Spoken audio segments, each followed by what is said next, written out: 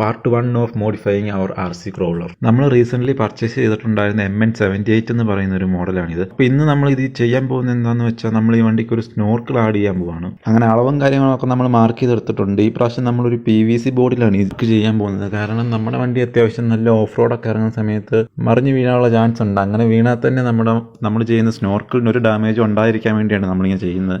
അങ്ങനെ അളവനുസരിച്ച് കട്ട് ചെയ്തെടുത്ത ശേഷം നമുക്കിതൊന്ന് ഗ്ലൂ ചെയ്തെടുക്കണം. അതിനുവേണ്ടി നമ്മൾ ഫ്ലെക്സ്ക്യൂക്കാണ് യൂസ് ചെയ്യുന്നത്. നമ്മുടെ വണ്ടി ജീപ്പ് ചെറോക്കയുടെ പക്ക ഒരു സ്കെയിൽ മോഡലാണ്. അതുകൊണ്ട് തന്നെ നമുക്ക് നല്ല കിഡിലുമായിട്ട് നമ്മുടെ വണ്ടി പണിതിറക്കാൻ പറ്റും.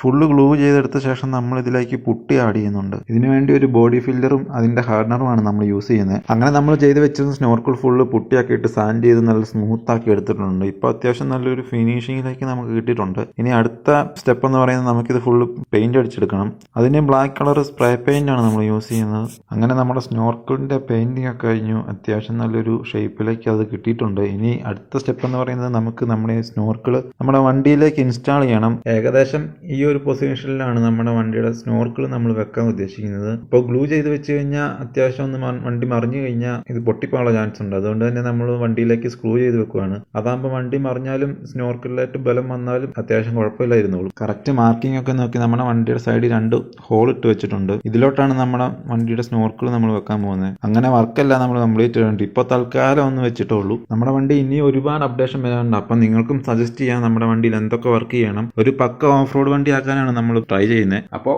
Okay bye.